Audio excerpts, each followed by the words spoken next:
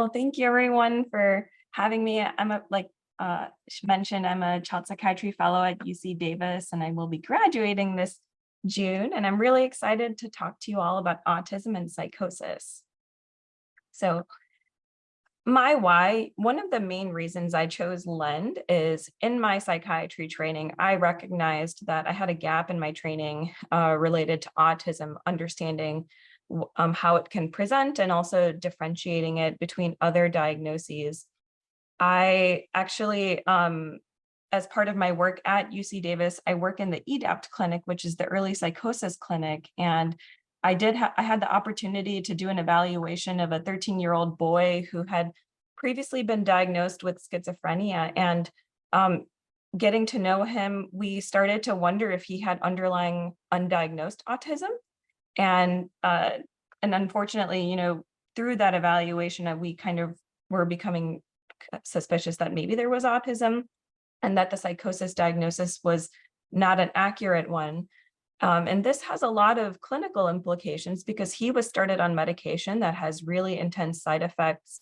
And so I realized in my skill set, I needed to grow on my ability to accurately provide diagnoses and evaluations for individuals that are neurodiverse.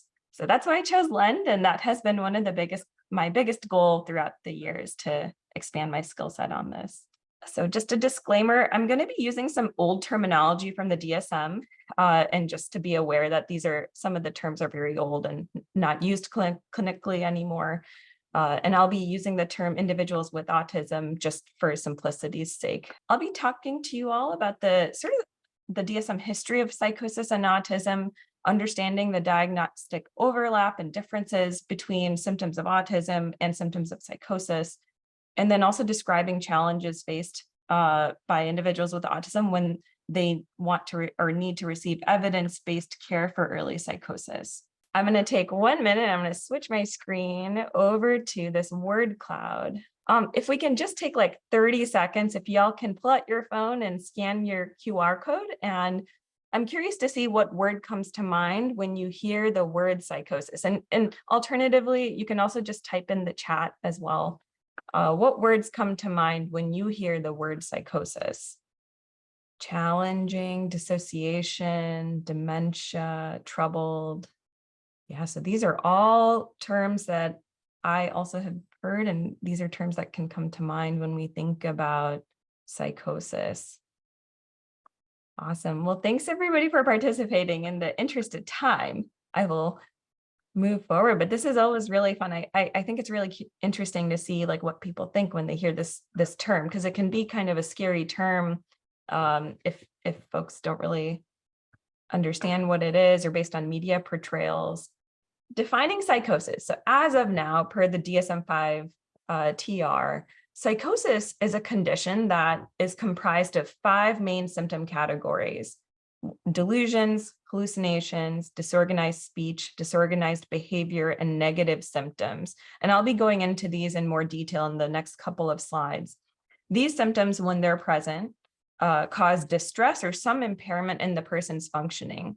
And psychosis can be a part of different things. It could be part of depression, bipolar disorder, schizophrenia, and other things like trauma. What we know about psychosis is that it can occur on a continuum. So at the very bottom here, we have sort of the mild version of it where it occurs within cultural norms. So these are symptoms that don't really cause distress. They're really rare and they don't really affect your behavior or functioning. And the best example I can give of this is, when someone's really sleep deprived and you feel like you might have heard someone calling your name, but there's really no one there, or hearing like your phone is buzzing or pinging you when really, there's nobody texting you or calling you. As we kind of move up along the symptom severity scale here, in the attenuated and subthreshold psychosis range, these are symptoms of hallucinations, delusions, etc., that occur sort of at an increasing frequency. They might cause some distress, but the person is still able to somewhat question that experience, and it doesn't really majorly impact their behavior or functioning. When we get into the full threshold psychosis range, that's when symptoms are very frequent. It's happening multiple times a week or daily. It's distressing. The person's convinced that it's real, and it really causes impairment in their functioning or behavior. So I wanted to give some backstory, and this was an evolution of my own learning too, understanding the history of psychosis and understanding the history of autism within the DSM. So back in the 1960s, we had the DSM-2, which was included a category called schizophrenia childhood type. And when you read through the symptoms of, or the diagnostic criteria, I started to scratch my head because a lot of those were matching up with what we know as today as autism. So individuals with autism back in that era were being lumped into the schizophrenia diagnostic criteria because there was no sort of autism diagnosis included back then. In the DSM-3, they included something called childhood onset pervasive developmental disorder. And when you read that, that looked like that now includes symptoms of, or diagnostic criteria that we would label as autism now. By the DSM-3R, the DSM had made a rule saying that if an individual previously had a pervasive developmental disorder, but then presented with symptoms of psychosis that were consistent with schizophrenia, they could no longer be diagnosed with the developmental disorder. And you only continue the schizophrenia diagnosis per the DSM protocol. And this had some significant implications on individuals being able to access services for the developmental condition. And by the DSM-4 and DSM-4-TR, they actually reversed that so that individuals could have both a schizophrenia diagnosis and the pervasive developmental disorder. Going into the most recent version of the DSM-5-TR, there's something called attenuated psychosis syndrome, which are, like I mentioned before, kind of in that middle range. They're mild symptoms, they occur intermittently and don't really impact someone's functioning. And I think, with my work with EDAPT and also in being a child psychiatry fellow, doing these diagnostic assessments, I do see that a lot of individuals with autism, sometimes I think if they are experiencing psychosis, oftentimes it falls into this category, this new category, where they're much more mild and not causing major impairments. So I'm going to be talking about the diagnostic overlap of autism and psychosis. So we'll start with delusions. So delusions are rigid, unshakable beliefs that are uncommon, that are not in line with the cultural experience. They could be bizarre or non-bizarre, and there's many different kinds. Some features of autism that overlap with delusions include having overvalued ideas, or what we call eccentric, or what the DSM calls eccentric beliefs. Having excessive fears or phobias can make someone think that somebody's paranoid when really it's just a fear. Having some restricted interests that others don't understand or may find it odd.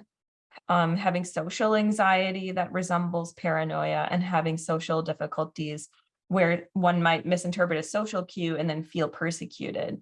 So as you can see, there's a lot of overlaps here, but it's really important to understand the individual with autism if they've had these things before.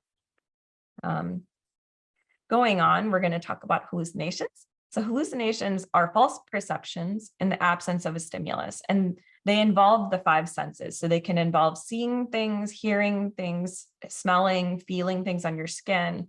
And it's really important to distinguish hallucinations from heightened perceptions as what can happen in individuals who have PTSD. And then also have to be distinguished from hypnopompic or hypnagogic hallucinations, which are those sort of experiences when you're falling asleep or waking up hearing or seeing things briefly. And that is a very common experience and not usually pathological.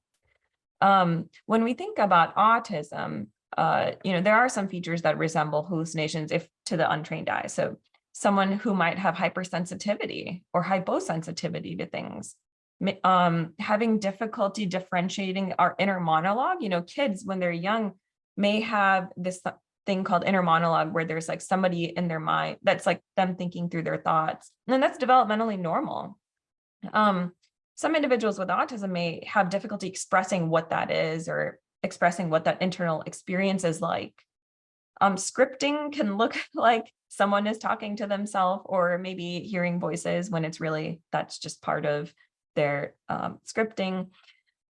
There might be motor behaviors that make others think that they might be seeing or hearing things or feeling things. And then also avoiding eye contact, maybe looking off to the side all the time. One might think that they're responding to a visual hallucination, which is not the case. Going on to the next one, we have disorganized speech. So disorganized speech is speech that is switching from topic to topic. It could involve speech where someone's giving completely unrelated answers. And on the very severe side, it could be incomprehensible, incoherent to the point that you're really having a hard time understanding what the person is trying to communicate. Mildly disorganized speech is common. If you catch me on a day where I'm sleep deprived, I'm going to have a little bit of disorganized speech. And so for this symptom to fall into the psychosis spectrum range, those symptoms have to be severe enough to impair effective communication, meaning when you're trying to understand what the person's saying, you're scratching your head saying, I'm having a hard time understanding like what you're trying to communicate. And it's also really important to distinguish disorganized speech from speech abnormalities or differences that could be present at baseline.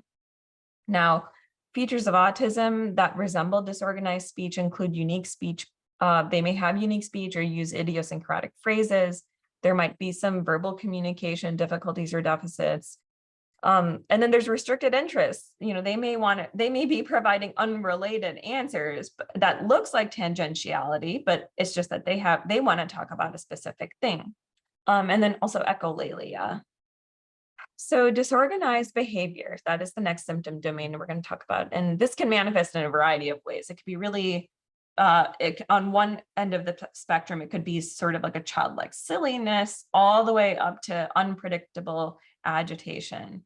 A disorganized behavior also includes catatonic behavior, where someone appears frozen or where they're really slowed, maybe kind of stuck from a motor standpoint, sitting and maintaining positions for a long time without moving. And then on the other side, it could be excited behavior, so excessive motor activity, moving around a lot, having a lot of purposeless movements, and having echoing speech or stereotyped movements. As I'm saying that, many of you may recognize that features of autism that could resemble this, right? Some individuals have repetitive stereotypic movements at their baseline. Some have echolalia or stemming behaviors. And another thing is, just some individuals with autism, when they may have difficulty with change. And that difficulty with that change may lead to an expression of distress that could be misinterpreted as agitation or as unpredictable agitation, for example. So it's really important to know what the person's baseline is with their behavior and stemming to distinguish it from the psychosis spectrum. So the overlap exists. So how do we diagnose this? So it's really important to ask about, has there been a change in behavior? Is there some sort of change in this person's functioning? Maybe their adaptive functioning or other sort of things, their ability to do ADLs, them participating in things that they were interested in before. What was the pattern of symptoms reported by the patient? And also what has been observed by others, their loved ones, their caregivers, and teachers as well. It's also important to ask yourself, are there prominent hallucinations and delusions that are separate from someone's baseline and separate from maybe baseline like stemming and other things? It's also important to know, what is the time course of symptoms? And if they started any treatment, what was their response to it? And then the nice thing is, a lot of individuals with autism have had prior testing and reports, and so that can be very useful to review when we're trying to think about, does this person have a comorbid psychotic symptom disorder? So how do we diagnose it? So we should consider a comorbid diagnosis of a psychotic disorder in someone with autism who presents with prominent delusions and hallucinations and exhibits behaviors that are different from their baseline. And that leads to impairment in their functioning. This leads to, I'm so sorry, my dogs are barking. There's been kids running around and ding dong ditching our doors. It's really important to also recognize that if the person has had changes in their social behavior or functioning, you should be asking more questions and doing a full medical workup to make sure that there's nothing else going on that's contributing to the psychosis symptoms. And it's also maybe important to do genetic testing. Now, if you're concerned for psychosis, let's say you're seeing somebody with autism and you're like, I'm not sure if they may be experiencing this. these individuals should be referred to an early psychosis program for further evaluation and treatment. At UC Davis, we're lucky that we have the EDAPT clinic and the SAC EDAPT clinic. If you don't live near here, you can also look at this link here. Stanford has a nice directory. Know that these early psychosis clinics that provide something called coordinated specialty care is the gold standard of treatment for early psychosis. When individuals have been diagnosed with psychosis and they enter this kind of program, this program is known to improve outcomes and functioning. And it usually involves 2 years of high-level support symptoms, including psychiatry, psychology, therapy, case management, and other things. I will mention, as I've worked in different settings and kind of seen individuals with neurodevelopmental disorders try to navigate the system, I have seen some programs, they'll participate in the evaluation, but then they will say, actually, this individual has to go back to the regional center or some community program. They're oftentimes turned away from these services for different reasons. Some of it is funding related, and what sort of people can be included. And the other thing to know is that some regional centers are really short-staffed right now, and they may not have therapists who are trained in the specific therapies that are shown to improve psychosis. So CBT for psychosis or TI-CBTP.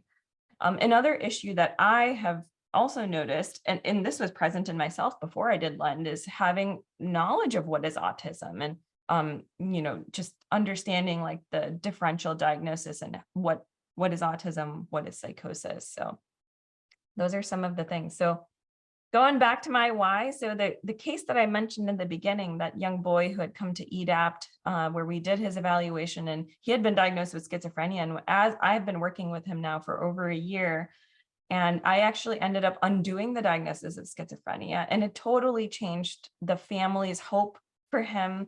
I think schizophrenia can be a really scary diagnosis when it's given to a child. And we ended up also getting him on almost off of the antipsychotic medication, where he was experiencing side effects, including high blood sugars and high cholesterol. And he's done really well. Now that we have sort of shifted and recognized that he had autism, I ended up making the diagnosis for him, and now he's getting regional center services. So this really matters, and I'm really glad to be here and be able to talk about this topic.